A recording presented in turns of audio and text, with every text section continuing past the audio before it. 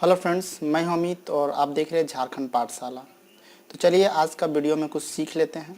आज जो मैं इकोनॉमिक्स से क्वेश्चन लेकर के आया हूं वो है आर्थिक समस्या और इसके उत्पन्न होने के कारण। सिंपल क्वेश्चन है लेकिन बहुत ही इम्पोर्टेंट है। तो चलिए इस क्वेश्चन के बारे में हम लोग डिस्कस करते हैं। और हाँ, ये आपका क्वेश्चन का वीडियो सीरीज़ है, तो आप कंप्लीट सीरीज़ को अगर देखना चाहते हैं तो ऊपर के आई बटन में प्रेस करके आप इसके लिस्ट में जाके कंप्लीट वीडियो को देख सकते। देखिए, आर्थिक समस्या आखिर है क्या। तो मैं इसे सिंपल में, आप इसे स्क्रीनशॉट ले सकते हैं। मैं सिंपल में आपको बता देता हूं कि आर्थिक समस्या जो होती है वो मुख्य रूप से चुनाव की समस्या होती है। ठीक है, और ये चुनाव की समस्या उत्पन्न कैसे होती है, तो एक्चुअल में अगर हम लोग देखें तो हमारे जो दैनिक जीवन है उसमें एक व्यक्ति की जो इच्छाएं होती है वो असीमित होती है।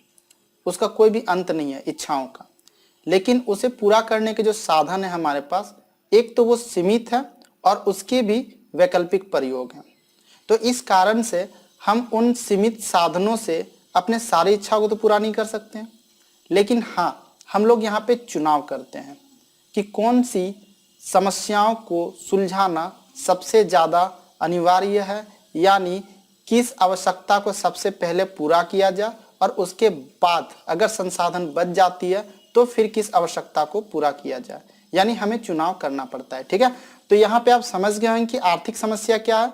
तो मुख्य रूप से चुनाव की समस्या होती है। ठीक है, क्योंकि हमारी जो आवश्यकता है उसकी तुलना में जो साधन वो समेत सीमित होते हैं, सदैव सीमित होते हैं और उसके वैकल्पिक प्रयोग होते हैं। और हम लोग क्या करते हैं, तो अधिकतम संतुष्टि को प्राप्त करने के लिए असीमित आवश्यकताओं को, ठीक है, वैकल्पिक प्रयोग वाले साधनों के बीच संतुलन स्थापित करने की कोशिश करते हैं और इसके लिए चुनाव की समस्या उत्पन्न होती है। इसके उत्पन्न होने के जो कारण है दोस्तों, वो एक नहीं कई कारण है। उन कारणों के विषय में हम लोग यहाँ पे चर्चा करेंगे। सबसे पहला कारण है दोस्तों असीमित आवश्यकताएं। ठीक है, हमें मालूम है दोस्तों कि इंसानों की जो आवश्यकताएं होती है वो असीमित होती है। ठीक है, अगर व्यक्तियों की, किसी भी व्यक्ति की एक इच्छा की पूर्ति अगर हो जाती है तो फिर उसके समक्ष एक नई आवश्यकता आन पड़ती है या फिर एक नई इच्छा जो है उत्पन्न हो जाती है। ठीक है, यानी हम कह सकते हैं कि हमारी जो आवश्यकताएं हैं वो अनंत है। ठीक है, इसका जो दूसरा सबसे प्रमुख कारण है वो है आवश्यकताओं की तीव्रता में अंतर।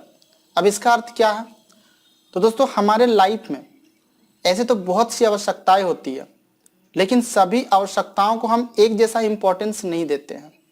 फॉर एग्जाम्पल कि आपके पास मान लीजिए साधन क्या है, सीमित है। ठीक है, और वो साधन के रूप में मैं मान लेता हूँ कि आपके पास कुछ पैसे हैं और इस पैसे को लेकर के आप किसी मॉल में शॉपिंग करने के लिए गए हैं और उस शॉपिंग मॉल में आपको कई सारे सामान खरीदने हैं, जैसे कि आपको एक जीन्स लेना है, एक शर्ट लेना है और एक शूज लेना है, लेकिन आपके पास इतने पैसे नहीं है कि आप सभी आवश्यकताओं को पूरा कर सकें। तो इस कारण से आप क्या करेंगे, चुनाव करेंगे।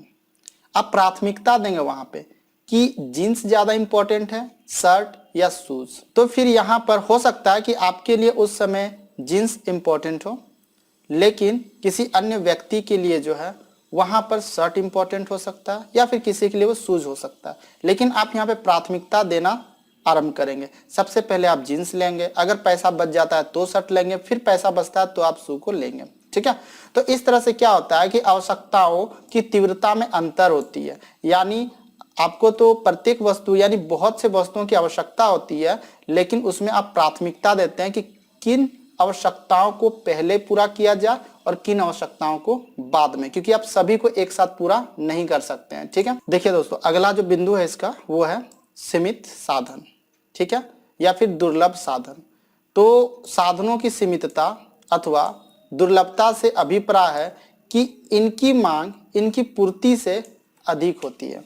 जी हाँ दोस्तों, जैसे कि हम लोगों को मालूम है कि साधन तो सदैव सीमित है हमारे इच्छाओं की तुलना में। ठीक है, लेकिन हम अपने हर इच्छा को पूरा करने के लिए अधिक से अधिक साधनों को एकत्रित करने की कोशिश करते हैं, उसका मांग करते हैं, लेकिन जितना हम लोग साधन का मांग करते हैं उतना हमें पूर्ति नहीं हो पाता है।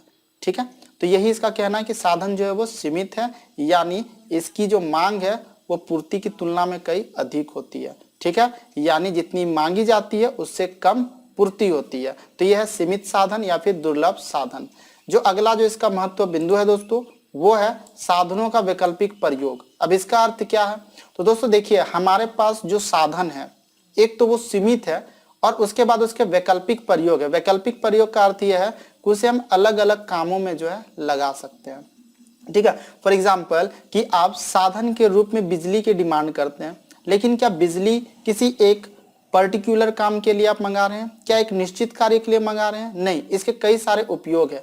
आप जब घर में बिजली लेते हैं तो बिजली से आप फैन चलाते हैं, टीवी चलाते हैं, ठीक है, इस्त्री भी करते हैं आप, और बहुत से लोग ऐसे जो इंडक्शन में भोजन भी पकाते हैं। ठीक है, फ्रिज भी चलता है, कूलर भी, तो बहुत सारा उसका उपयोग है। अब आप समझ गए दोस्तों कि साधनों का वैकल्पिक का प्रयोग का अर्थ क्या होता है। एक साधन के कई उपयोग होते हैं, ठीक है, लेकिन अगर हम उन्हीं साधनों को सभी उपयोग में नहीं लगा सकते हैं तो फिर हम क्या करते हैं, वहां पर चुनाव करना चालू कर देते हैं कि किसे पूरा करना ज़्यादा अनिवार्य है।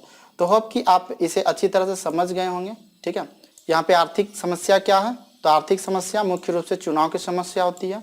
इसके उत्पन्न होने के कई कारण हैं। एक सीमित आवश्यकताएं हैं, असीमित आवश्यकताएं हैं, आवश्यकताओं की तीव्रता में अंतर होती है दोस्तों, सीमित साधन होते हैं और साधनों का वैकल्पिक प्रयोग होता है। ठीक है, तो दोस्तों ये वीडियो तो समाप्त हुआ। आप वीडियो को पसंद आया तो लाइक कीजिएगा, दोस्तों के साथ शेयर भी जरूर कीजिएगा। हम फिर मिलेंगे एक नए वीडियो के साथ, और नेक्स्ट जो हमारा क्वेश्चन होगा वो होगा अर्थव्यवस्था के केंद्रीय समस्या के बारे में जानेंगे। ठीक है, धन्यवाद।